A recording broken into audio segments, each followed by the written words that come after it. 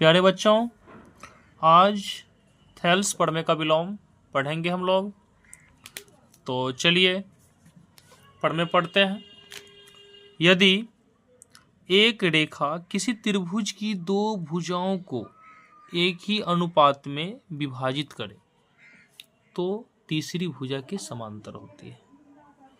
पढ़ क्या है? एक रेखा किसी त्रिभुज की दो भुजाओं को एक ही अनुपात में क्या करे? विभाजित करे, तो वो भुजा जो होती है ना तीसरी भुजा के समांतर होती है। यही पढ़ में है। कितना आसान है, बहुत प्यारा पढ़ में है। चलिए प्रूव करते हैं। तो सबसे पहले क्या करेंगे, एक त्रिभुज बना लेते हैं। देखिए, एक त्रिभुज बना लेते हैं।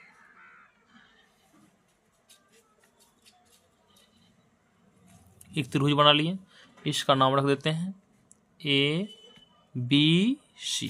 एक त्रिभुज बन गया। तो एक रेखा, जैसे मान लीजिए कोई रेखा है, ये कोई रेखा है, कोई रेखा है जिसका नाम डी रख देते हैं। डी कोई रेखा है।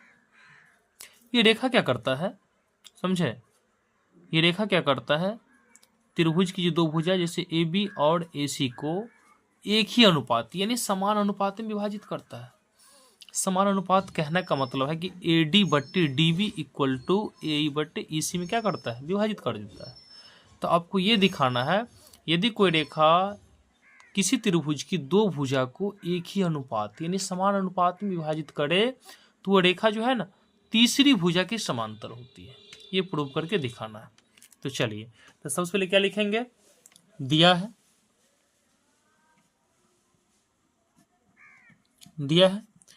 ABC एक त्रिभुज है। ABC क्या है? ABC एक त्रिभुज है ना, जिसकी भुजाएं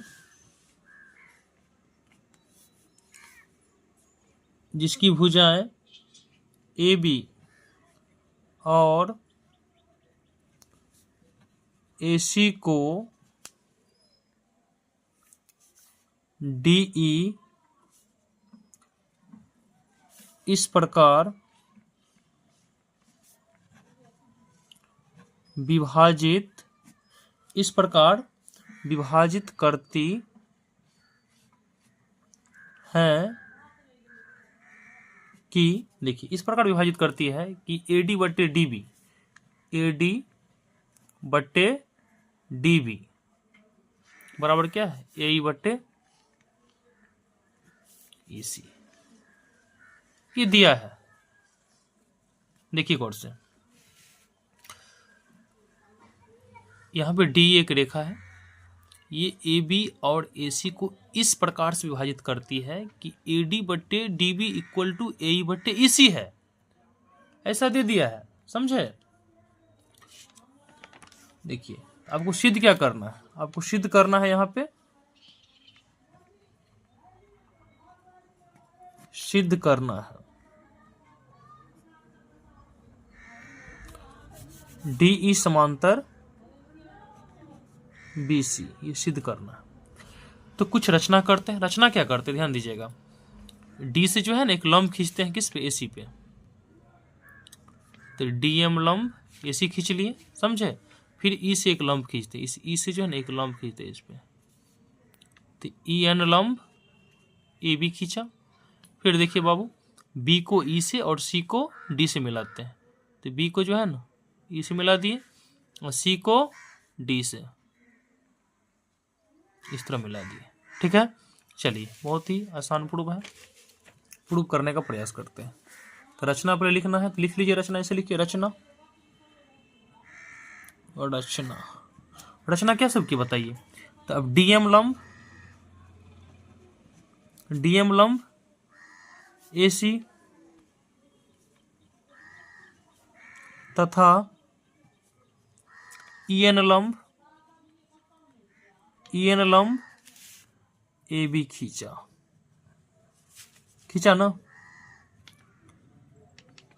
खींचा।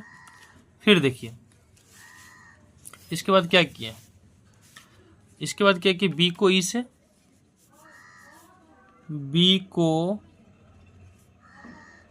ई से तथा सी को डी से मिलाया। समझे, ये रचना कर लिए, ये रचना किए। समझे, ये रचना हो गया। लिखेंगे इसीलिए त्रिभुज ए डी ई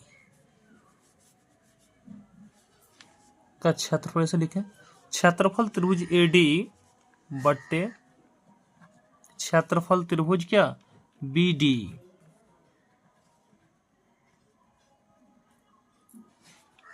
क्या 1/2 गुना आधार, आधार लेते हैं एडी को, एडी का एरिया निकाल रहे हैं त्रिभुज एडी का। देखिए आधार लेंगे एडी को,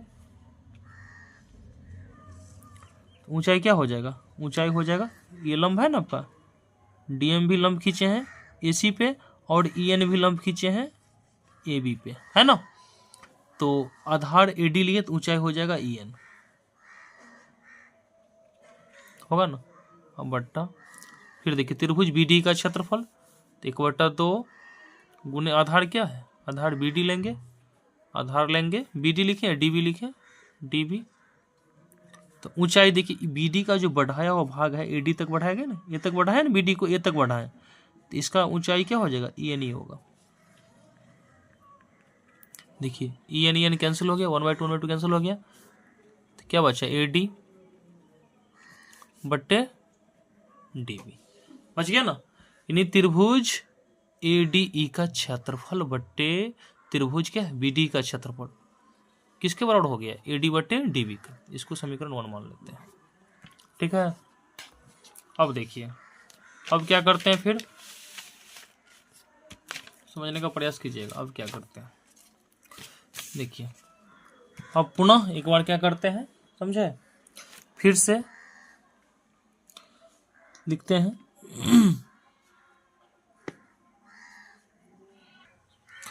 अब देखिए फिर से क्या करते हैं, त्रिभुज एडी का क्षेत्रफल, क्षेत्रफल त्रिभुज एडी, अब बट्टा में लिखेंगे क्षेत्रफल त्रिभुज, इस पर लिखेंगे सी डी, क्या लिखेंगे सी डी ई।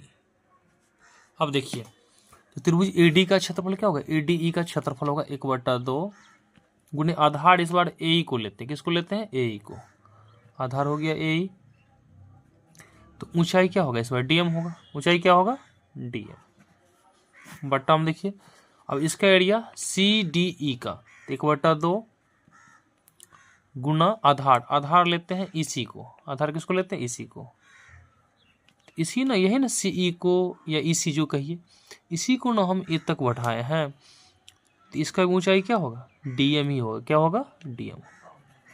तो डीएम डीएम कैंसिल, 1/2 कैंसिल, तो ये किसके बराबर हो गया ए बट्टा इसी के बराबर हो जाएगा, होगा ना। ये हो गया समीकरण 2 हो गया। अब देखिए यहाँ पे देखिए आप लोग और से, यहाँ पे क्या दिया है, किंतु आप लिखिएगा किंतु, किंतु एडी बट्टा डीबी इक्वल टू ए बट्टा इसी, दिया है, दिया है ना। देखिए क्या दिया यहाँ पे, एडी बट्टा डीबी इक्वल टू ए बट्टा एसी, ए बट्टा इसी है ना, एडी बट्टा डीबी इक्वल टू ए बट्टा इसी दे चुका है पहले से। और यहाँ देखिए एडी बट्टा डीबी इक्वल टू ए बट्टा इसी, ये और ये आपस में बराबर है ना बराबर, तो इसका मतलब ये और ये आपस में क्या होगा बराबर होगा। तो लिखिएगा क्या लिखिएगा, देखिए लिखिएगा समीकरण, तो इसे आप 3 मान लें, समीकरण 1, 2 तथा 3 से देखिए ये और ये आपस में बराबर है ना, बराबर दिया है ऐसा, इसलिए ये और ये आपस में क्या हो जाएगा, बराबर हो जाएगा। तो लिखिएगा यहाँ पे क्षेत्रफल त्रिभुज ADE बट्टे क्षेत्रफल त्रिभुज BDE बराबर क्या होगा, क्षेत्रफल त्रिभुज ADE बट्टे में होगा क्षेत्रफल त्रिभुज CDE।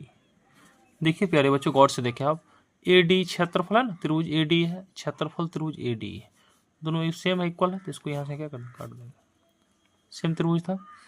अब देखिए अब क्या हो गया यहाँ पे, क्षेत्रफल, इसलिए क्षेत्रफल त्रिभुज BDE इक्वल टू क्या बचेगा, क्षेत्रफल त्रिभुज CDE बचा ना। यहाँ पे देखिए यहाँ पे BDE का एरिया, ये त्रिभुज BDE दिख रहा है ना, BDE जो त्रिभुज है ना BDE, देखिए त्रिभुज देखिए गौर से, BDE है ना BDE, और फिर देखिए क्या है यहाँ पे CDE है ना CDE, ये दोनों का क्षेत्रफल क्या है यहाँ पे, बराबर है, क्षेत्रफल दोनों क्या है आपस में बराबर है। तो आप यहाँ पे ये समझने का प्रयास करिए, ये दोनों त्रिभुज का क्षेत्रफल बराबर है और दोनों त्रिभुज एक ही आधार DE पे स्थित है और समान समांतर रेखा BC और DE के बीच में स्थित है ना, ये आपको दिखाना है। यहाँ पे क्या दिखाना आपको, देखिए क्षेत्रफल त्रिभुज BDE बराबर क्षेत्रफल त्रिभुज क्या है यहाँ पे CDE है ना, इतना आ चुका है। लेकिन आपको यहाँ पे ये देखिए, ये दोनों एक ही आधार DE पे क्या है, एक ही आधार DE पे और DE के एक ही ओर क्या है स्थित है ना, एक ही आधार DE पे है। देखिए BDE इसमें भी DE आया ना, फिर देखो CDE इसमें भी DE है, तो एक ही आधार DE पे और DE के एक ही ओर स्थित है। तो ऐसी स्थिति में क्या होगा, DE जो होगा ना BC के समांतर होगा। तो आप लिखिएगा किंतु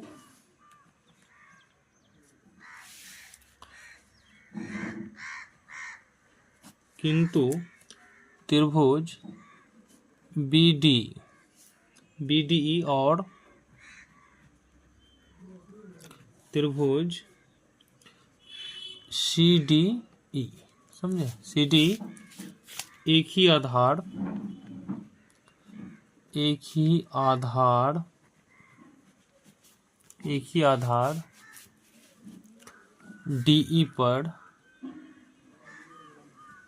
पर और DE के एक ही ओर स्थित है ना, स्थित, इसीलिए DE, ये जो है DE बाबू, ये DE समांतर क्या होगा BC होगा, DE समांतर BC, ये समांतर का चिन्ह है, समांतर का प्रूव्ड हो गया, ये प्रूव्ड करना था, समझे कितना आसान है। देखिए इस तरह आप प्रूव करें, काफी छोटा प्रूव है, आपको समझाने के लिए थोड़ा वीडियो लेंथी हो गया।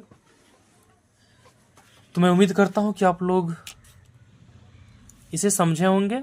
यदि आपको किसी तरह की त्रुटि हो, समझने में दिक्कत हो, तो ज़रूर आप कमेंट करें। यदि आपको बढ़िया से समझ में आ जाए या अच्छे प्रकार से आप समझ गए होंगे तो ज़रूर लाइक करें। यदि चैनल में पहले बार आए हैं तो सब्सक्राइब भी करें। बहुत बहुत धन्यवाद। चलिए फिर हम लोग अगले वीडियो में मिलेंगे।